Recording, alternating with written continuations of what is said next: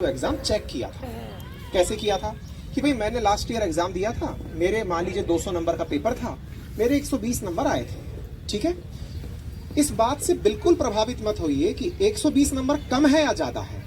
प्रभावित इस बात से होइए कि जब मैं अगला अटेम्प्ट दूं तो इसमें नंबर जुड़ा या इतना ही रह गया।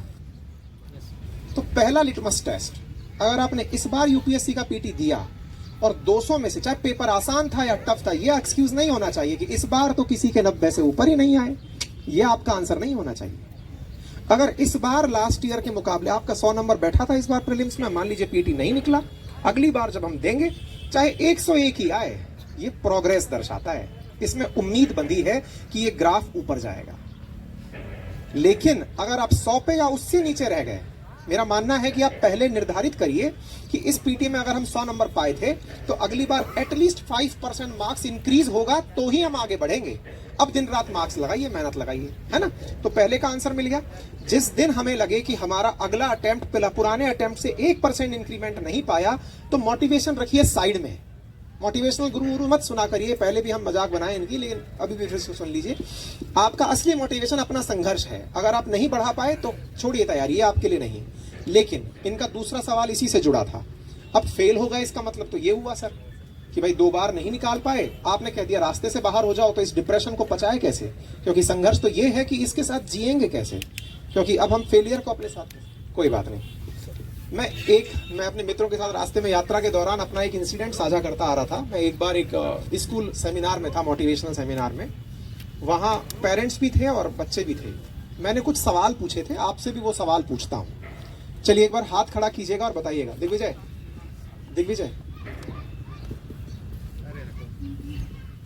आपसे सवाल पूछते हैं, आंसर में हाथ खड़ा करिएगा। कितने लोग आप में से ऐसे जो आईएएस बनना चाहते हैं? हाँ। कितने लोग पीसीएस निकालना चाहते हैं? कितने लोग सरकारी नौकरी पाना चाहते हैं? बहुत बढ़िया। अच्छा, कितने लोग मोची बनना चाहते हैं? है ना इंटरेस्टिंग सवाल। कितने लोग हलवाई बनना चाहते हैं? कितने लोग कपड़ा सिलाई की दुकान खोलना चाहते हैं? नहीं ना, है ड्रीम। ये आप पता है इसलिए कि आप कैमरे में आ जाएंगे, वो खींच ही नहीं रहा फोटो आप। नहीं, वो डाले ही नहीं थे। अब सुनिए, अब क्या कहना चाह रहे हैं। मुसीबत क्या है कि हम लोगों ने और किन्हीं कामों को इज्जत नहीं दी, इसलिए ये काम हमारे लिए बहुत इज्जतदार काम हो गए। लेकिन आपके इस शहर में आते ही सुबह हम लोग कचौड़ी खाने गए थे। हम इनसे पूछे, हमने कहा बताइए कि यहाँ पर सुबह खाने का क्या है? बोले सर कचौड़ी खाने चलिए। हमने कहा ट्रेन में भी खाते आए थे, अब भी चल लेंगे, कचौड़ी मास्टर है हम तो चलते हैं। कहाँ ले जाओगे? बोले शहर में एक दुकान बढ़िया है। हमने कहा बताइए, आप बताइए कौन सी शहर की दुकान बढ़िया है? हमें ये नेत्राम पर लेके गए। फेमस है? अच्छा, अब मुझे ये बताइए, मैं इतनी दूर से चल के आया, आप अपने शहर में मुझे एक दुकान पर ले जाके खड़े किए। मुश्किल से ऐसी दुकान आपके शहर में 5 होंगी, 10 होंगी। लेकिन क्या लगता है आपको कि नेत्राम की कमाई क्या होगी? बहुत कमाई है गुरु जी। ऐसी दुकान खुल जाए अगर हमारे आसपास, छोड़िए फिर कौन तैयारी करेगा। पहला तो हलवाई का उदाहरण आपके शहर से हमने दिया, एक हमारे राजस्थान से भी दे देते हैं आपको। बीकाजी का नाम सुना है? हल्दीराम का नाम सुना है? ये सब वहीं के नेटिव्स हैं और आज करोड़ों में कारोबार है। मतलब ना जाने कितने ही प्रशासनिक अधिकारी इनकी फाइलें बनाकर अपनी नौकरी चला रहे हैं कि हाँ साहब हमने उनका सर्वे कर लिया है, हाँ सर उनका लाइसेंस पास कर दिया है, हाँ साहब हमने उनका ऑडिट कर लिया है, उनकी नौकरी चल रही है। नंबर 1। नंबर दूसरा, हम मोची पूछे, आप में से कुछ लोग शर्मिंदा कर गए होंगे। आपको पता हो आपके शहर में एक बहुत ही प्रतिष्ठित ब्रांड है जिसका नाम है मोची। बाटा नहीं, मोची नाम से ब्रांड है भाई, इंटरनेशनल ब्रांड है। 2100 का चप्पल आता है उसका। अब सोचिए मुद्दा क्या है। हम कल भी हम रास्ते में बात करते आ रहे थे, फिर से दोहरा देते हैं। काम कोई छोटा नहीं है, कोई भी काम छोटा नहीं है।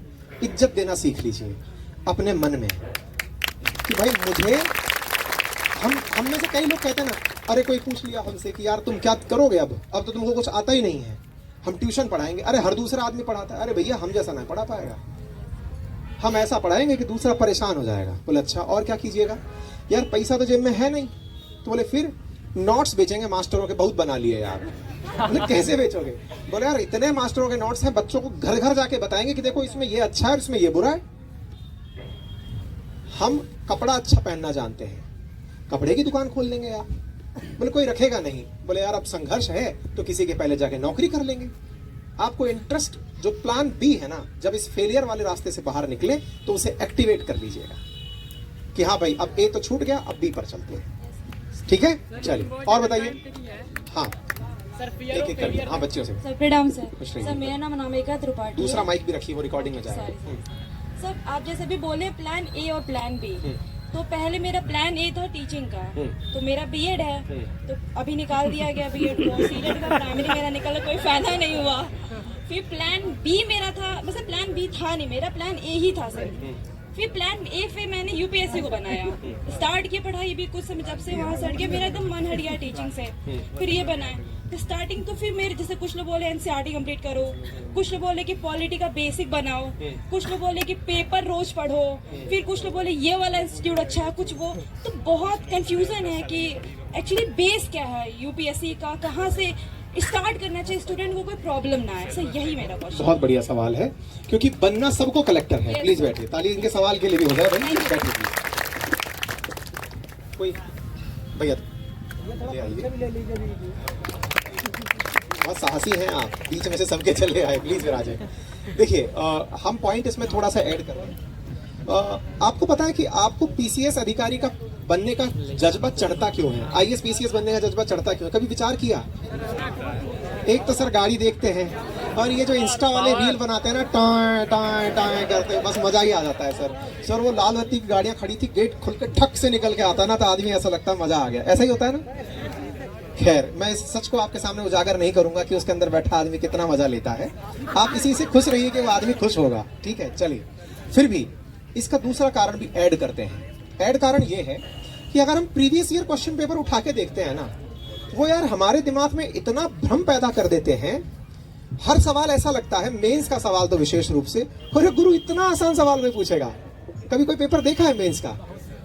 तैयारी सपना है कि इसने पेपर देखा नहीं। हम आगे का स्टोरी बताते हैं। मेंस का पेपर देखिएगा ना तो फीलिंग ये आएगी, यार इतना आसान सवाल कौन पूछता है।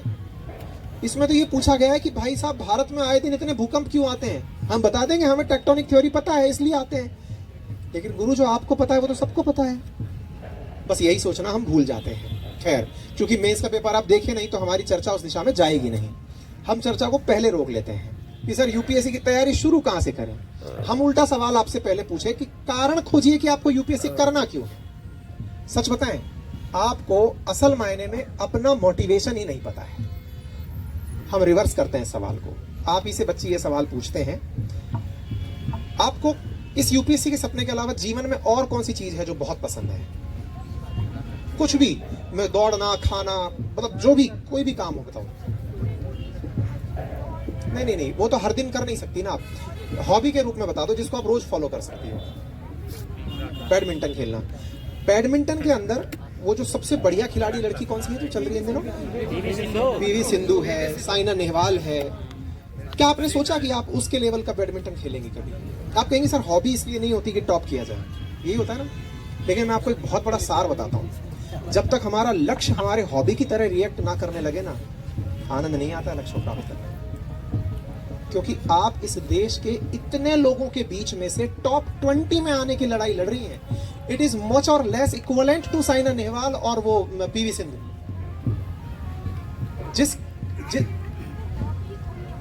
अपना जो मेन लक्ष्य है ना, वो हॉबी की तरह पसंद हो हमें।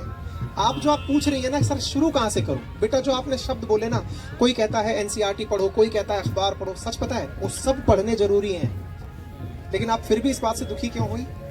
क्योंकि असल में वो आपकी हॉबी नहीं बन पा रहा है, जरूरत बनता जा रहा है कि यार इसको करने से यूपीएससी निकलता है। देखो मुझे गाड़ी तो पसंद है, रास्ता कठिन है ना। रास्ते से प्रेम लगाओ। अपने आप जो भी रास्ते लोग बता रहे हैं वो सब सही बता रहे हैं, कोई गलत बता ही नहीं रहा है। और जिस दिन आपके अंदर वो लालसा जग गई ना, तो 6-6 महीने में पीटी निकलता है। लोग जिनमें ये लालसा जग जाती है, कमरे में बंद करके वो दुनिया भर का ज्ञान समाहित करके बैठते हैं, ताला लगाते हैं कि भैया अब सब पता चल गया, जितना पता है इतने में एग्जाम निकाल ले जाएंगे। वो जुनून पैदा कर लीजिए कि आपको करना क्यों है। कारण खोजिए, लक्ष्य बड़ा नहीं है, कारण बड़ा है कि मुझे करना क्यों है। एक बहुत बड़ी स्टोरी है आपके उत्तर प्रदेश में, दो बहनें हैं, मैं सही हूं तो उसमें मूवी भी बन रही है, किंजल और प्रांजल। सुने हैं आप में से अधिकांश लोग? सुने हैं तो अच्छी बात है। नहीं, ब्रीफ में बता देता हूं कि उनके पिताजी भी पीसीएस हुआ करते थे, और अगर मैं सही हूं तो उनके पिताजी का भूमाफियाओं ने या किसी ने, है ना, किसी शूट आउट में उनकी मौत हो गई थी और हत्या ही हुई थी ये कहा जाएगा, क्योंकि उन बेटियों की माँ को और उनको बहुत संघर्ष करना पड़ा था अपने जीवन में अपने पिताजी को न्याय दिलाने के लिए, लेकिन वो उन्हें दिला नहीं पाई। इसी बीच में माता जी की तबीयत खराब। यूट्यूब पर बहुत स्टोरी पड़ी है, आप उनकी खोल के देखिएगा, संभवतः आने वाले समय में उन पर फिल्म भी आ रही है। लेकिन उन बच्चियों ने अपने पिताजी को न्याय दिलाने के लिए निर्धारित किया कि हमें खुद पीसीएस आईएएस अधिकारी बनना है। आज वो दोनों अधिकारी बन करके यूपी में ही पोस्टेड हैं और पिताजी को मरणोपरांत न्याय अब दिलवाएंगे जब वो अधिकारी बन गए हैं। लक्ष्य बड़ा नहीं होता, कारण बड़ा होता है।